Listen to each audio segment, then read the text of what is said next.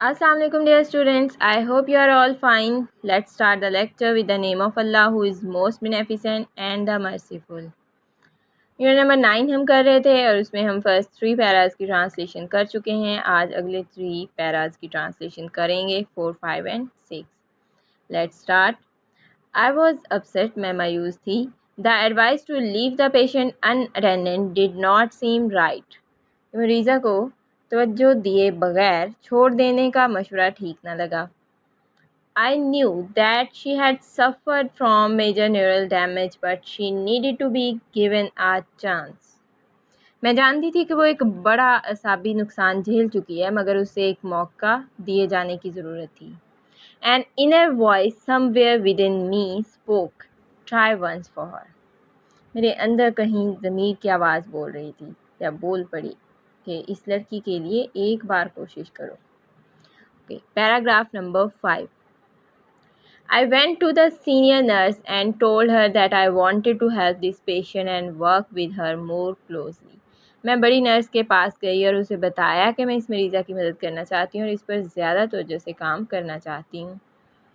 The senior nurse looked at me with utter surprise and remarked that she had orders from the doctor in charge to shift her to the general ward. बड़ी nurse ने मुझे मुकम्मल हैरानी से देखा और कहा कि मुझे इंचार्ज डॉक्टर से हुक्म मिला है कि मैं इस मरीज़ा को जनरल वार्ड में भेज दूं. The doctors thought that she was a hopeless case and the bed must be spared for other patients. डॉक्टरों का ख्याल है कि इस लड़की की सूरत हाल मायूस किन है और बिस्तर दूसरे मरीज़ों के लिए खाली किया जाना चाहिए. I was shocked to hear this. मुझे ये सुनकर दुख हुआ.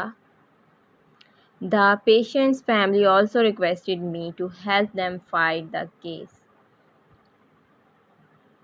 और मरीज़ा के जो ख़ानदान था मरीज़ा का उन्होंने भी मुझसे दरख्वास्त की कि इस सूरत हाल से मतलब निपटने में उनकी मदद करूं. Something needed to be done. और कुछ ना कुछ करने की ज़रूरत थी. I could not leave my patient fighting a lost battle on her own. और मैं अपनी मरीज़ा को एक हारी हुई जंग खुद लड़ने के लिए नहीं छोड़ सकती थी. I made up my mind to risk my career and help the patients.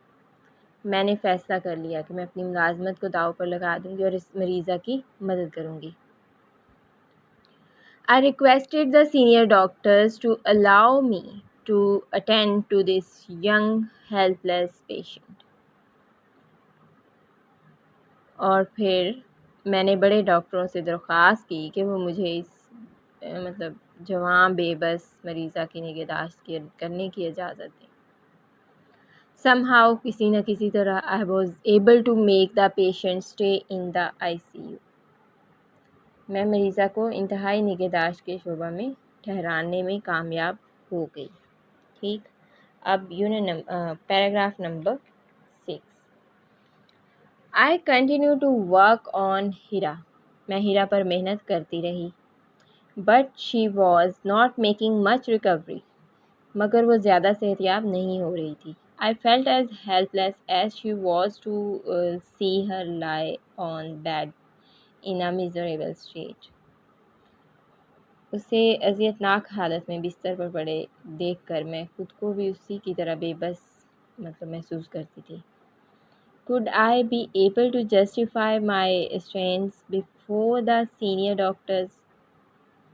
कि क्या मैं बड़े डॉक्टरों के सामने अपने मौक़िफ़ का जवाब पेश कर सकूँगी. I did not lose hope. मैंने हिम्मत ना हारी. I continued to work with patients and kept doing exercises with her. मैं सब्र के साथ अपना काम करती रही और उससे वर्जिशें कराती रही. Gradually और रफ्ता रफ्ता I could see her making a slight recovery. मैंने देखा कि वो मामूली सेहतियाब हो रही है. One day I was thrilled to see her lift her little finger. और एक दिन उससे अपनी छोटी उंगली उठाते देखकर मैं फरते मसरत से यानी खुशी से झूम उठी। और ऑल वाज नॉट लॉस्ट, सब कुछ अभी ख़त्म नहीं हुआ था। ठीक, हमें ये 3 पैराग्राफ की ट्रांसलेशन करनी है। Okay, till that stay home, take care, अल्लाह हाफिज़।